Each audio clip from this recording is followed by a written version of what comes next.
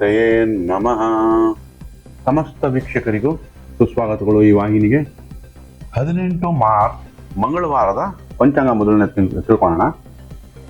ಕೃಷ್ಣ ಪಕ್ಷ ನಮಗೆ ನಂತರ ಸ್ವಾತಿ ನಕ್ಷತ್ರ ಸಾಯಂಕಾಲ 5:50 ತನಕ ಇರುತ್ತೆ. ಚತುರ್ಥಿ ವ್ಯಾಗತ ಯೋಗ ಬಾಲವಕರಣ. ಇವಾಗ ನಮಗೆ ರಾಹುಕಾಲ ಮಧ್ಯಾಹ್ನ 3ರಿಂದ 4:15 ತನಕ ಇದೆ. ಮತ್ತೆ ರಾಹುವಿನ ನಕ್ಷತ್ರದಲ್ಲಿ ಇವತ್ತಿನ ಚಂದ್ರ ಸಂಚಾರ. ಈಗ ದ್ವಾದಶ ರಾಶಿ ಫಲಗಳನ್ನ ತಿಳ್ಕೊಳ್ಳೋಣ. ಮೊದಲನೇದಾಗಿ ಮೇಷರಾಶಿ. ಈಗ ಮೇಷರಾಶಿಗೆ ತಾತ್ಕಾಲಿಕ ಶುಭಕರ್ತರಿ ಯೋಗ ಇದೆ. ಏನಂದ್ರೆ ಈಗ 2ನೇ ಮನೆ ಅಧಿಪತಿಯಾದ ಶುಕ್ರನು 12ರಲ್ಲಿ, 12ನೇ ಮನೆ ಅಧಿಪತಿಯಾದ ಗುರು 2ರಲ್ಲಿರುವಾಗ ಇದು ತಾತ್ಕಾಲಿಕ ಶುಭಕರ್ತರಿ ಯೋಗ ಆಗುತ್ತೆ. ಇದು ನಿಮ್ಮ ಕೆಟ್ಟ ದೃಷ್ಟಿಯಿಂದ ಅಥವಾ ನಿಮ್ಮ ಹತ್ರ ಕೆಟ್ಟ ಕೆಲಸ ಮಾಡದೇ ಇರೋಂಗೆ ನೋಡ್ಕೊಂಡು, ಯಾಕಂದ್ರೆ ಹಿಂದೆ ಮುಂದೆ ಶುಭ ಗ್ರಹಗಳ ಆಶೀರ್ವಾದ ಇರೋದ್ರಿಂದ. ಆದ್ರೂ ಕೂಡ ನಮ್ಗೀಗ ಪಂಚಮಾಧಿಪತಿ ಏನಾಗ್ತಾನೆ 12ರಲ್ಲಿ ಕೂತಿದೆ. ಹಾಗಾಗಿ ಹೊಟ್ಟೆ ಸಮಸ್ಯೆ ಬರ್ಬೋದು, ಅಜೀರ್ಣ ಆಗ್ಬೋದು. ಇದ್ರ ಬಗ್ಗೆ ಸ್ವಲ್ಪ ಎಚ್ಚರಿಕೆ ವಹಿಸಬೇಕು. ಸೂರ್ಯ ಯಾವಾಗ 12 ಇರ್ತಾನೋ ತಂದೆ ಆರೋಗ್ಯದ ಬಗ್ಗೆನೂ ಸ್ವಲ್ಪ ಎಚ್ಚರಿಕೆ ವಹಿಸಬೇಕಾಗುತ್ತೆ. ನಂತರ ನೋಡಿ, ಈಗ 2 ಮತ್ತು 7ನೇ ಮನೆ ಅಧಿಪತಿ ಆದಂತ ಶುಕ್ರನು ಉಚ್ಚ ಸ್ಥಾನದಲ್ಲಿ ಬುಧನ್ ಜೊತೆ ಕೂತಿದ್ದಾನೆ. ಬುಧ ಏನು ಮತ್ತೆ ನಿಮ್ಗೆ 3, 6ನೇ ಮನೆ ಅಧಿಪತಿ. ಯಾವಾಗ ಬುಧನ್ ಜೊತೆ ಎಕ್ಸಾಲ್ಟೆಡ್ ಆಗಿ ಕೂತಿದ್ದಾನೆ, ರಾಹುನು ಜೊತೆ ಕೂತಿರೋದ್ರಿಂದ ನಿಮ್ಮ ಕೆಲಸ ಕಾರ್ಯಗಳನ್ನ ಎಕ್ಸ್ಪ್ಯಾಂಡ್ ಮಾಡ್ತೀರಾ, ಕೆಲಸ ಕಾರ್ಯಗಳ ಅಭಿವೃದ್ಧಿ ಆಗುತ್ತೆ. ಪತ್ನಿಯಿಂದ ಲಾಭ ಇದೆ, ಅಥವಾ ಹೆಣ್ಣು ಗಂಡ ಆದ್ರೆ ಪತಿಯಾದ್ರೆ ಪತ್ನಿಯಿಂದ, ಪತ್ನಿ ಆದ್ರೆ ಪತಿಯಿಂದ ಲಾಭಗಳು ಚೆನ್ನಾಗಿ ಸಿಗುತ್ತೆ. ವ್ಯಾಪಾರ ವ್ಯವಹಾರಗಳಲ್ಲಿ ಏಳಿಗೆ ಇದೆ. ಈ ದಿನ ನೀವು ಹೇಳಬೇಕಾದ ಮಂತ್ರ ಯಾವುದು ಅಂದ್ರೆ ಓಂ ಮಹಾಭದ್ರಾಯ ನಮಃ. ಓಂ ಮಹಾಭದ್ರಾಯ ನಮಃ ಅನ್ನೋ ಮಂತ್ರನ 108 ಬಾರಿ ಪಡಿಸೋದ್ರಿಂದ ಮೇಷರಾಶಿಗೆ ಒಳ್ಳೇದಾಗುತ್ತೆ. ನಂತರ ಈಗ ವೃಷಭ ರಾಶಿ. ಈ ದಿನ ವೃಷಭ ರಾಶಿಗೆ ನೋಡಿ, ಲಗ್ನಾಧಿಪತಿ ಅಂದ್ರೆ ರಾಷ್ಟ್ರಾಧಿಪತಿ ಆದಂತ ಶುಕ್ರ 11ರಲ್ಲಿ ಉಚ್ಚ ಸ್ಥಾನದಲ್ಲಿದ್ದಾನೆ. ಹಾಗಾಗಿ ಇವಾಗ ನಿಮ್ಗೇನಾಗುತ್ತೆ, ಅನ್ಕೊಂಡಿರೋದೆಲ್ಲ ಆಸೆ ತೀರುವಂತ ಪರಿಸ್ಥಿತಿ. ಅದ್ರ ಜೊತೆ ರಾಹುನು ಇದ್ರೆ ಅತಿ ಆಸೆ ಕೊಟ್ಬಿಡ್ತಾನೆ. ಅದಕ್ಕೆ ಹುಷಾರಾಗಿರ್ಬೇಕು. ಬಿಟ್ರೆ ಕೆಲಸ ಕಾರ್ಯಗಳು ನಿಮ್ಗೆ ಚೆನ್ನಾಗಿರುತ್ತೆ. ಅದರಲ್ಲೂ ಸಿನಿಮಾ ರಂಗದಲ್ಲಿ, ಫ್ಯಾಷನ್ ನಲ್ಲಿ ಇರೋರಾಗ್ಲಿ, ಅಥವಾ ಬಟ್ಟೆ ಅಂಗಡಿ ನಡೆಸೋರು, ಅಥವಾ ಕ್ಲೋತಿಂಗ್ ಇಂಡಸ್ಟ್ರಿಲಿ ಇರೋರಾಗ್ಲಿ, ಡಿಜಿಟಲ್ ಮಾರ್ಕೆಟಿಂಗ್. ಬುಧನೂ ಅಲ್ಲೇ ಇದೆ, ರಾಹುನು ಅಲ್ಲೇ ಇರೋದ್ರಿಂದ 11ನೇ ಮನೆಯಲ್ಲಿ ನಿಮ್ಗೆ 4 ಗ್ರಹಗಳ ಮಿಲನ. ಹಾಗಾಗಿ ವೃಷಭ ರಾಶಿಗೆ ಅತ್ಯಂತ ಶುಭದಾಯಕವಾಗಿದೆ. ಆದ್ರೆ ನೋಡಿ, 12ನೇ ಮನೆ ಅಧಿಪತಿ ಆದಂತ ಕುಜನು 2ನೇ ಮನೆಯಲ್ಲಿ ಇರೋದ್ರಿಂದ ಬರೋ ಹಣ ಎಲ್ಲ ಕುಟುಂಬಕ್ಕಾಗಿ ಖರ್ಚು ಮಾಡ್ತೀರಾ. ಬಟ್ ಆದ್ರೂ ಕೂಡ ನಿಮ್ಗೆ ಲಾಭದಾಯಕವಾಗಿರುತ್ತೆ. ಇವತ್ತಿನ ವೃಷಭ ರಾಶಿಯವರಿಗೆ ಮಂತ್ರ ಯಾವ ತರ ಬರುತ್ತೆ ಅಂತಂದ್ರೆ ಶುಭ ಲಕ್ಷಣಾಯ ನಮಃ. ಓಂ ಶುಭ ಲಕ್ಷಣಾಯ ನಮಃ ಈ ಮಂತ್ರ ಹೇಳೋದ್ರಿಂದ ವೃಷಭ ರಾಶಿಗೆ ಅನುಕೂಲಗಳಾಗುತ್ತೆ. ನಂತರ ಮಿಥುನ ರಾಶಿ. ಈಗ ಮಿಥುನ ರಾಶಿಯಲ್ಲಿಯೇ ಕುಜ ಸ್ಥಿತನಾಗಿದ್ದಾನೆ. 11ನೇ ಮನೆಯಲ್ಲಿ ಕುಜ ರಾಶಿಯಲ್ಲೇ ಸ್ಥಿತನಾಗಿರೋದ್ರಿಂದ ಇಲ್ಲೇನಾಗ್ತದೆ, ನಿಮ್ಗೆ ಕೋಪ ಬೇಗ ಬರುತ್ತೆ. ಕೆಲಸ ಕಾರ್ಯಗಳು ಚೆನ್ನಾಗಾಗುತ್ತೆ, ಏನು ತೊಂದರೆ ಇಲ್ಲ ಕೆಲಸ ಕಾರ್ಯಗಳಿಗೆ. ಯಾಕೆ ಅಂದ್ರೆ ಕರ್ಮಾಧಿಪತಿ ಆದಂತ ಗುರು 12ರಲ್ಲಿ ಇದ್ರೂ ಕೂಡ ಕರ್ಮದಲ್ಲಿ 4 ಗ್ರಹಗಳ ಮಿಲನ ಇದೆ. ಸೊ ಹಾಗಾಗಿ ನಿಮ್ಗೆ ಕೆಲಸ ಕಾರ್ಯಗಳು ಚೆನ್ನಾಗಾಗುತ್ತೆ. ಆದ್ರೆ 4ನೇ ಮನೆ ಕೇತು ಎಜುಕೇಶನ್ ಅಲ್ಲಿ ಸ್ವಲ್ಪ ನಿರಾಸೆ ಅಥವಾ ನಿಧಾನ ಆಗ್ಬೋದು. ನಂತರ ಇವಾಗ ನಿಮ್ಗೆ 3ನೇ ಮನೆ ಇದೆ, ಕಮ್ಯುನಿಕೇಶನ್ ಏನಿರುತ್ತೆ, 3ನೇ ಮನೆ ಅಧಿಪತಿ ನಿಮ್ಗೆ ಮತ್ತೆ ಕರ್ಮಸ್ಥಾನದಲ್ಲಿದೆ. ಸೊ ಅದು ನಿಮ್ಗೆ ಕಮ್ಯುನಿಕೇಶನ್ ಇಂದ ಲಾಭ. ಅಂದ್ರೆ ಡಿಜಿಟಲ್ ಮಾರ್ಕೆಟಿಂಗ್ ಮಾಡೋರಾಗ್ಲಿ, ಅಥವಾ ಯಾವುದೇ ಬ್ರೋಕರೇಜ್ ಮಾಡೋರಾಗ್ಲಿ, ಮಾತುಕತೆಯಲ್ಲಿ ಜಯ ಅಂತ. ಮಾತುಕತೆಯಿಂದ ಹಣ ಸಂಪಾದನೆ ಮಾಡೋರಂತೂ ಮಿಥುನ ರಾಶಿಗೆ ಅತ್ಯುತ್ತಮ ದಿನ ಅಂತ ಹೇಳ್ಬೋದು. ಈಗ ಮಿಥುನ ರಾಶಿಯವರು ಯಾವ ತರ ಅಂತ ಬರುತ್ತೆ ಅಂದ್ರೆ ಓಂ ಸೌಮ್ಯ ಚಿತ್ತಾಯ ನಮಃ. ಓಂ ಸೌಮ್ಯ ಚಿತ್ತಾಯ ನಮಃ ಈ ಮಂತ್ರ ಹೇಳ್ಕೊಳ್ಳೋದ್ರಿಂದ ಮಿಥುನ ರಾಶಿಗಳಿಗೆ ಖಂಡಿತ ಈ ದಿನ ಅನುಕೂಲಗಳಾಗುತ್ತೆ. ನಂತರ ಕರ್ಕಾಟಕ ರಾಶಿ. ಇವಾಗ ಕರ್ಕಾಟಕ ರಾಶಿಯವರಿಗೆ ಅಷ್ಟಮ ಶನಿ ನಡೀತಾ ಇದ್ರೂ ಕೂಡ ನೋಡಿ, 2ನೇ ಮನೆ ಅಧಿಪತಿ ಭಾಗ್ಯದಲ್ಲಿದೆ, 3ನೇ ಮನೆ ಅಧಿಪತಿನೂ ಭಾಗ್ಯದಲ್ಲಿದೆ. ಸೊ ನಿಮ್ಗೆ ಭಾಗ್ಯದಲ್ಲಿ ಕರ್ಕಾಟಕ ರಾಶಿಯವರಿಗೆ 4 ಗ್ರಹಗಳ ಮಿಲನ ಆಗ್ತಾ ಇರೋದ್ರಿಂದ ನಿಮ್ಗೆ ಖಂಡಿತ ಏನಾದ್ರೂ ಬದಲಾವಣೆಗಳು ಈ ವಾರ, ಈ ತಿಂಗಳಲ್ಲಿ ಖಂಡಿತ ಸಿಗುತ್ತೆ. ಅಷ್ಟಮ ಶನಿಯಿಂದ ಮುಕ್ತಿಗೊಂಡು ನಿಮ್ಗೆ ಈಗ ಒಳ್ಳೊಳ್ಳೆ ಕೆಲಸ ಕಾರ್ಯಗಳು, ಹೊಸ ನೂತನ ಕೆಲಸ ಕಾರ್ಯಗಳು ಸಿಗುತ್ತೆ. ಇದು ನೋಡಿ, ಸರ್ಕಾರಿ ಅಧಿಕಾರಿಗಳಿಂದ ಸ್ವಲ್ಪ ಒತ್ತಡ ಬರ್ಬೋದು. ಯಾಕಂದ್ರೆ ಸೂರ್ಯ ರಾಹು ಯುತಿ ಆಗಿರೋದ್ರಿಂದ ಸ್ವಲ್ಪ ಒತ್ತಡಗಳು ಬಂದ್ರೂ ಕೂಡ ಸುಖಾಂತಿ ಆಗುತ್ತೆ, ನಿಮ್ ಕಡೆನೇ ಆಗುತ್ತೆ. ಸೊ ನಿಮ್ಗೇನು ಅಂತ ತೊಂದರೆಗಳು ಬರಲ್ಲ. ಈಗ ಕರ್ಕಾಟಕ ರಾಶಿಯವರು ಯಾವುದು ಬರುತ್ತೆ ಅಂದ್ರೆ ಮಂತ್ರ ಓಂ ಸಾಧು ಪೂಜಾಯ ನಮಃ. ಓಂ ಸಾಧು ಪೂಜಾಯ ನಮಃ ಈ ಮಂತ್ರ ಹೇಳೋದ್ರಿಂದ ಕರ್ಕಾಟಕ ರಾಶಿಯವರಿಗೆ ಖಂಡಿತ ಈ ದಿನ ಅನುಕೂಲವಾಗುತ್ತೆ. ನಂತರ ಸಿಂಹರಾಶಿಗೆ ಬನ್ನಿ. ಈಗ ಸಿಂಹರಾಶಿಯವ್ರ ಬಗ್ಗೆ ತಿಳ್ಕೊಳ್ಳೋಣ. ಸಿಂಹರಾಶಿಯವ್ರು ಯಾವ ತರ ಇದೆ ಅಂತಂದ್ರೆ ನೋಡಿ, 2ನೇ ಮನೆಯಲ್ಲಿ ಕೇತು ಇದ್ರೆ ಸ್ವಲ್ಪ ಕುಟುಂಬದಲ್ಲಿ ನಿರಾಸೆ, ಗಂಟ್ಲು ಥ್ರೋಟ್ ಇನ್ಫೆಕ್ಷನ್ ಆಗ್ಬೋದು, ಸ್ವಲ್ಪ ಜ್ವರ ಬರ್ಬೋದು. ಯಾಕಂದ್ರೆ ರಾಷ್ಟ್ರಾಧಿಪತಿನೇ ನಿಮ್ಗೆ ರಾಹು ಜೊತೆ ಸೇರೋದ್ರಿಂದ ಸ್ವಲ್ಪ ಆರೋಗ್ಯದ ಬಗ್ಗೆ ಗಮನ ಕೊಡಬೇಕಾಗುತ್ತೆ. ಆದ್ರೂ ಕೂಡ ನಿಮ್ಗೆ ಸಿಂಹರಾಶಿಯವರಿಗೆ ಇವಾಗ ನೋಡಿ, ನಿಮ್ಗೆ 8ರಲ್ಲಿ 4 ಗ್ರಹಗಳಿದ್ರೆ ಆಕಸ್ಮಿಕ ಧನಲಾಭ ಉಂಟಾಗುತ್ತೆ. ಮತ್ತೆ ನಿಮ್ಗೆ ಸಿಂಹರಾಶಿಯವರಿಗೆ 11ರಲ್ಲಿ ಕುಜ ಇದೆ. ಸೊ ಭೂಮಿಯಿಂದ ಲಾಭ, ಕನ್ಸ್ಟ್ರಕ್ಷನ್ ಫೀಲ್ಡ್ ಅಲ್ಲಿ ಇರೋರು, ರಿಯಲ್ ಎಸ್ಟೇಟ್ ಅಲ್ಲಿ ಇರೋರು, ರಿಯಲ್ ಎಸ್ಟೇಟ್ ಬ್ರೋಕರೇಜ್ ಮಾಡೋರು, ಇಂಥವ್ರಿಗೆಲ್ಲ ಬಹಳ ಉತ್ತಮ ದಿನ ಅಂತಾನೆ ಹೇಳ್ಬೋದು. ಆಕಸ್ಮಿಕ ಧನಲಾಭ ಚೆನ್ನಾಗಿದೆ. ಸಿಂಹರಾಶಿಯವರಿಗೆ ಯಾವ ತರ ಮಂತ್ರ ಬರುತ್ತೆ ಅಂತಂದ್ರೆ ಓಂ ಉಜ್ವಲಾಯ ನಮಃ. ಓಂ ಉಜ್ವಲಾಯ ನಮಃ ಈ ಮಂತ್ರ ಹೇಳೋದ್ರಿಂದ ತಕ್ಕ ಮಟ್ಟಿಗೆ ಈ ದಿನ ಅವರಿಗೆ ಒಳಿತಾಗುತ್ತೆ. ನಂತರ ಕನ್ಯಾ ರಾಶಿ. ಈಗ ಕನ್ಯಾ ರಾಶಿಯವರಿಗೆ ಸಪ್ತಮ ನೋಡಿ, ಕರ್ಮಾಧಿಪತಿ ಮತ್ತು ರಾಷ್ಟ್ರಾಧಿಪತಿ 7ನೇ ಮನೆಯಲ್ಲೇ ಇದೆ. ಯಾರ ಜೊತೆ ಇದೆ? 2 ಮತ್ತು ಭಾಗ್ಯಾಧಿಪತಿ ಜೊತೆ, 2 ಮತ್ತು 9ನೇ ಮನೆ ಅಧಿಪತಿ ಜೊತೆ. ಯಾವಾಗ ಕೇಂದ್ರದಲ್ಲಿ 4 ಗ್ರಹಗಳ ಮಿಲನ ಆಗಿದೆಯೋ ನಿಮ್ಗೆ ಏನಾದ್ರೂ ಹೊಸದು ಈಗ ತುಂಬಾ ಕಷ್ಟ, ಕನ್ಯಾ ರಾಶಿಯವ್ರು ಜಾಸ್ತಿ ಕಷ್ಟಗಳು ನೋಡಿದಿರಾ ಹಿಂದೆ ಎಲ್ಲ, ಬಟ್ ಈಗ ಈ ತಿಂಗಳಲ್ಲಿ ಅಥವಾ ಈ ದಿನ ಏನಾದ್ರೂ ಒಂದು ಶುಭ ಕಾರ್ಯಗಳು ನಡೆಯುತ್ತೆ ನಿಮ್ಮಲ್ಲಿ.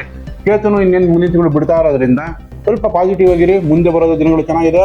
ಆದ್ರೂ ಈ ದಿನದ್ದು ಏನಾಗುತ್ತೆ ಅಂತಂದ್ರೆ 10ನೇ ಮನೆಯಲ್ಲಿ ಪೂಜಾ ಇರೋದ್ರಿಂದ ಯಾರೇ ಭೂಮಿ ಸಂಬಂಧಿತ ಅಥವಾ ಕನ್ಸ್ಟ್ರಕ್ಷನ್ ಅಥವಾ ರಿನೋವೇಷನ್ ಮನೆಯನ್ನ ನಿರ್ವಹಣೆ ಮಾಡುವಂತದ್ದಾಗಲಿ.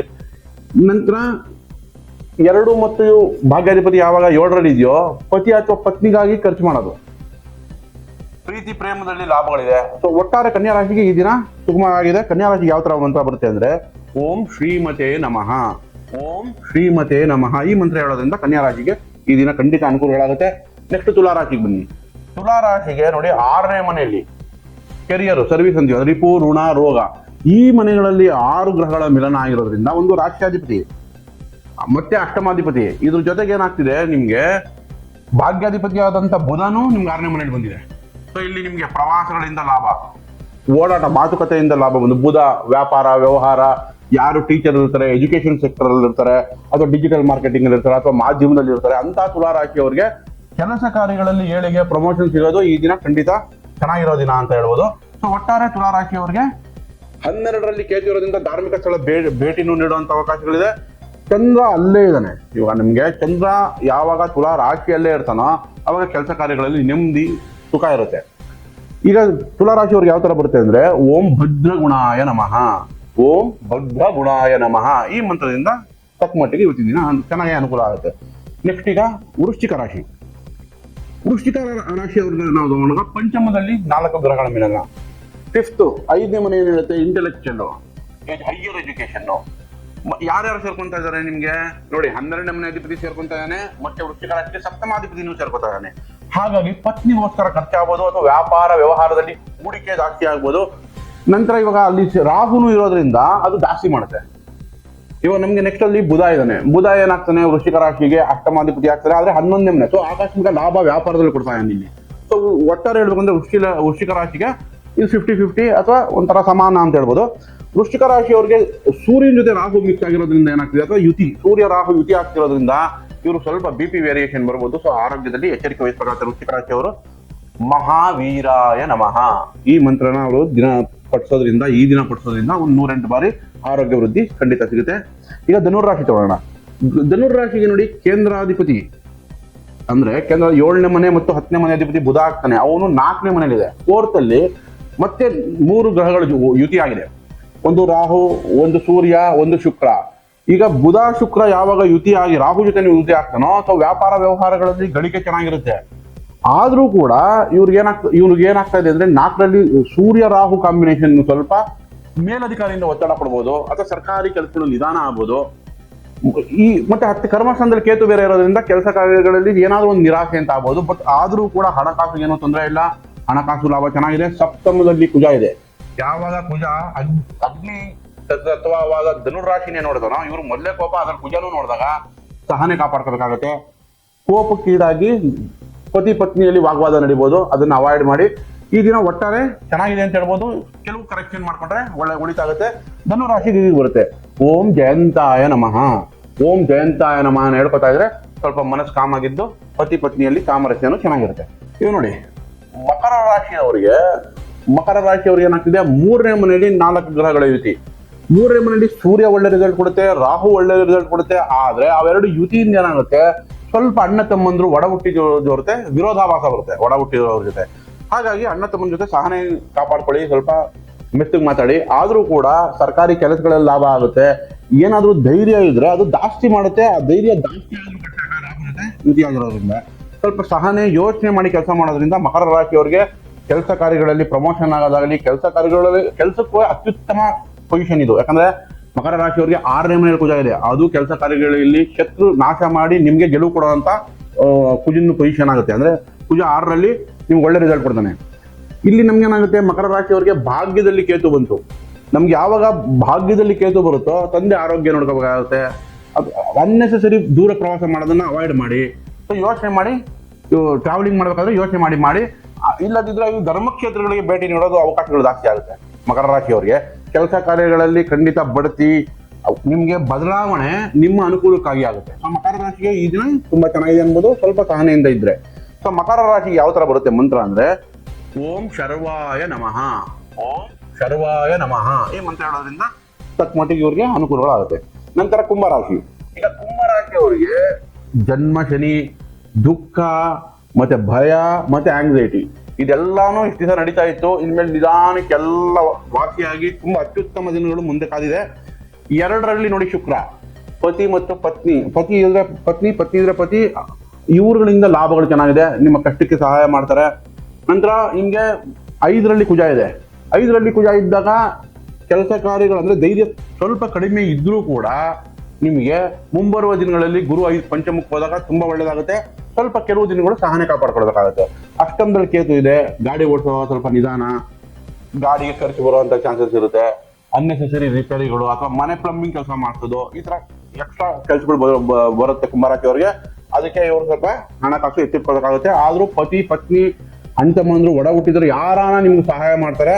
ಸೊ ಧೈರ್ಯವಾಗಿರಿ. ಕುಂಭರಾಶಿಗೆ ಮುಂಬರುವ ದಿನಗಳು ತುಂಬಾ ಅತ್ಯುತ್ತಮವಾಗಿದೆ. ಕುಂಭರಾಶಿ ಯಾವ ತರ ಮಂತ್ರ ಬರುತ್ತೆ ಅಂತಂದ್ರೆ ಓಂ ಸರ್ವೇಶಾಯ ನಮಃ, ಓಂ ಸರ್ವೇಶಾಯ ನಮಃ. ಈ ಮಂತ್ರ ಹೇಳೋದ್ರಿಂದ ಇವ್ರಿಗೆ ಸಮಯಕ್ಕೆ ಸರಿಯಾಗಿ ಸಹಾಯ ಬಂದು ನೆಮ್ಮದಿ ಸಿಗುತ್ತೆ. ನಂತರ ಕೊನೆಯದಾಗಿ ಈಗ ಮೀನರಾಶಿ. ಇವಾಗ ಮೀನರಾಶಿ ನೀವು ತಗೊಂಡಾಗ ಮೀನ ರಾಶಿಯಲ್ಲೇ 4 ಗ್ರಹಗಳ ವಿಷಯ ಆಯಿತು. ಸಪ್ತಮಾಧಿಪತಿ ಮತ್ತೆ ಚತುರ್ಥಾಧಿಪತಿ ಬುಧನಾಗಿ ಮತ್ತೆ ನಿಮ್ಗೆ 3 ಮತ್ತು ಅಷ್ಟಮಾಧಿಪತಿ ಶುಕ್ರನ ಜೊತೆ ಸೇರ್ಕೊಂಡಿದೆ. ಸೊ ಆಕಸ್ಮಿಕ ಧನಲಾಭನೂ ಆಯ್ತು, ಕೆಲಸ ಕಾರ್ಯ, ವ್ಯಾಪಾರ ವ್ಯವಹಾರ ಎಲ್ಲಾ ರೀತಿನೂ ನಿಮ್ಗೆ ಪಾಸಿಟಿವ್ ರಿಸಲ್ಟ್ ಕೊಡ್ತಾ ಇದೆ. ಆದ್ರೆ ಯಾವಾಗ ರಾಹುನು ಜನ್ಮದಲ್ಲಿ ಇರ್ತಾನೋ ಅವಾಗ ಇನ್ಫೆಕ್ಷನ್ ಅಂದ್ರೆ ಸೂರ್ಯನು ಸೇರ್ಕೊಂಡ, ಅಲ್ಲಿ 6ನೇ ಮನೆ ಸೂರ್ಯ ಜನ್ಮಕ್ಕೆ ಬಂದ. ಸೊ ಹಾಗಾಗಿ ಜ್ವರ, ಥ್ರೋಟ್ ಇನ್ಫೆಕ್ಷನ್, ಕಣ್ಣು ನೋವು, ಮೈಗ್ರೇನು, ತಲೆನೋವು ಬರೋ ಅಂತ ಚಾನ್ಸಸ್ ಇರುತ್ತೆ. ಅದನ್ನ ಅವಾಯ್ಡ್ ಮಾಡಬೇಕು. ಮೀನ ರಾಶಿಯಲ್ಲಿ ಎಜುಕೇಶನ್ ಇರೋರಾಗ್ಲಿ ಅಥವಾ ವ್ಯಾಪಾರ ವೃತ್ತಿಲಿ ಇರೋರಾಗ್ಲಿ, ಕಮ್ಯುನಿಕೇಶನ್ ಡಿಪಾರ್ಟ್ಮೆಂಟ್, ಮಾಧ್ಯಮ ಆಗ್ಲಿ ಅಥವಾ ಬಟ್ಟೆ ವ್ಯಾಪಾರದಲ್ಲಿ ಇರೋರಾಗ್ಲಿ, ಫ್ಯಾಷನ್ ಡೆಲ್ಲಿ ಇರೋರಾಗ್ಲಿ, ನೇವಿಲಿ ಇರೋರಾಗ್ಲಿ, ಇವರೆಲ್ಲರಿಗೂ ಖಂಡಿತ ಈ ದಿನ ಸುಖದಾಯವಾಗಿರುತ್ತೆ. ಆರೋಗ್ಯ ಒಂದು ಕಾಪಾಡ್ಕೋಬೇಕು. ಮೀನರಾಶಿಯವರು ಈ ದಿನ ಯಾವ ತರ ಮಂತ್ರ ಬರುತ್ತೆ ಅಂದ್ರೆ ಅವ್ಯಯಾಯ ನಮಃ, ಓಂ ಅವ್ಯಯಾಯ ನಮಃ. ಈ ಮಂತ್ರ ಹೇಳ್ಕೊಳೋದ್ರಿಂದ ಖಂಡಿತ ಮೀನರಾಶಿಯವರಿಗೆ ಈ ದಿನ ಸುಖಮಯವಾಗಿರುತ್ತೆ. ಸೊ ಈಗ ದ್ವಾದಶ ರಾಶಿ ಫಲಗಳನ್ನು ತಿಳ್ಕೊಂಡಿದ್ದೀರಾ ಈ ದಿನದ್ದು, ಮಂಗಳವಾರದ್ದು. ಸೊ ಹಾಗಾಗಿ ನೀವು ಸಮನಾಗಿ ಸುಖ ಮತ್ತು ದುಃಖಗಳನ್ನು ಸಮನಾಗಿ ಸ್ವೀಕರಿಸಿ. ಸುಖ ಬಂದಾಗ ಜಾಸ್ತಿ ಮೆರೆದು ದುಃಖ ಬಂದಾಗ ಅಳ್ತಾ ಕೂತ್ಕೊಂಡ್ರೆ ಸಮ ಆಗಲ್ಲ. ಮನಸ್ಸು ನೋಡಿ, ನಮ್ಮ ಆಹಾರ ನಮ್ಮ ಮನಸ್ಸು ಚೆನ್ನಾಗಿದ್ರೆ ದೇಹ ಚೆನ್ನಾಗಿರುತ್ತೆ, ದೇಹ ಚೆನ್ನಾಗಿದ್ರೆ ನಾವು ಮನೆ ಚೆನ್ನಾಗಿಟ್ಕೋತೀವಿ. ಈಗ ವಾಸ್ತು, ಆಯುರ್ವೇದ ಮತ್ತೆ ಜ್ಯೋತಿಷ್ಯ ಯಾವ ತರ ವರ್ಕ್ ಆಗುತ್ತೆ ಅಂದ್ರೆ 3 ಪಂಚತತ್ವಗಳ ಮೇಲೆ, 5 ಎಲಿಮೆಂಟ್ಸ್. ಈ ಪಂಚತತ್ವಗಳಿಗೆ ಪಂಚಾಕ್ಷರಿ ಮಂತ್ರ ಯಾವ ತರ ಬರುತ್ತೆ ನಿಮ್ಗೆ, ಓಂ ನಮಃ ಶಿವಾಯ. ಈ ಪಂಚಾಕ್ಷರಿ ಅಂದ್ರೆ ಈ ಪಂಚಭೂತಗಳು ಅಂತ. ಸೊ ಇವಾಗ ನಿಮ್ಗೆ ಆಯುರ್ವೇದದಲ್ಲಿ ತಗೊಂಡ್ರು ಆ ಪಂಚತತ್ವಗಳು ಬ್ಯಾಲೆನ್ಸ್ ಮಾಡೋದು, ಜ್ಯೋತಿಷ್ಯದಲ್ಲೂ ಪಂಚತತ್ವಗಳು ಬ್ಯಾಲೆನ್ಸ್ ಮಾಡೋದು, ನಂತರ ವಾಸ್ತುನಲ್ಲೂ ಈ 5 ಎಲಿಮೆಂಟ್ಸ್ ಬ್ಯಾಲೆನ್ಸ್ ಮಾಡೋದೇ. ಈ 3 ಇಂಟರ್ ರಿಲೇಟೆಡ್. ಹಾಗಾಗಿ ಮನಃ ಶಾಂತವಾಗಿ ಇಟ್ಕೊಂಡು ಈ ದಿನ ನಿಮ್ಮೆಲ್ಲರಿಗೂ ಸುಖದಾಯಕವಾಗಿರಲಿ ಅಂತ ಕೇಳ್ಕೊತೀನಿ. ವಂದನೆಗಳು. ಮತ್ತಷ್ಟು ಸುದ್ದಿಗಳಿಗಾಗಿ ನೋಡ್ತಾ ಇರಿ ಪಬ್ಲಿಕ್ ನ್ಯೂಸ್ 24x7. ಇದು ಸತ್ಯದ ಧ್ವನಿ.